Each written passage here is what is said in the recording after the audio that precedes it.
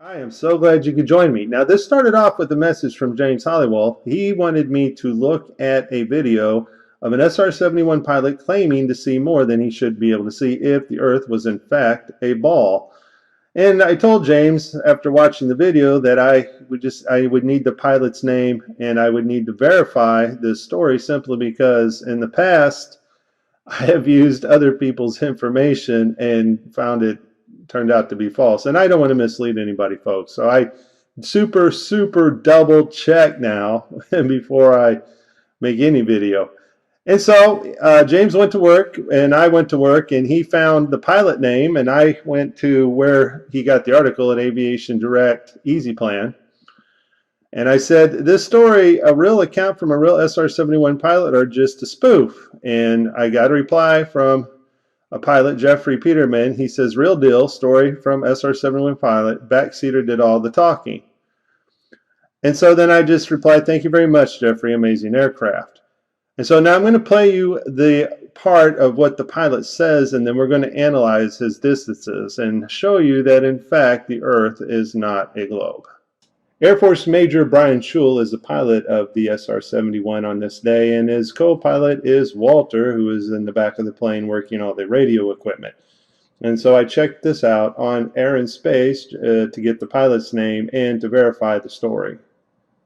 Be an SR-71 pilot. Walter and I were doing a training mission around the United States where you just were building up hours and time. And we take off out of Beale, hit a tanker in Idaho, rip on up to Montana, zip across Denver, hang a right turn in Albuquerque, out over Los Angeles, up to Seattle, back into Sacramento, 2 hours, 21 minutes. And you just do that then you do it backwards, and you hit a tanker or two. It was just to gain crew coordination, build your hours. We're on our last training mission. We're over Tucson. I can see downtown LA from Tucson. We're at 89,000 feet. I can see the whole western United States bathed in a warm October fall glow. SR-71 Air Force pilot Brian Shul states that he was flying above Tucson, Arizona at 89,000 feet, and he was able to see Los Angeles and the whole western seaboard. Now, of course, this is not possible if the Earth is in fact a spinning ball, because Brian Shul's max view distance would have only been 365 miles, Los Angeles being covered up by 9,970 feet of curved Earth. Let's continue. I can see the chain of Rocky Mountains from Canada to New Mexico. Oh, what was that, Brian? Did you just say you could see all the Rocky Mountains from New Mexico to Canada? I can see the chain of Rocky Mountains from Canada to New Mexico.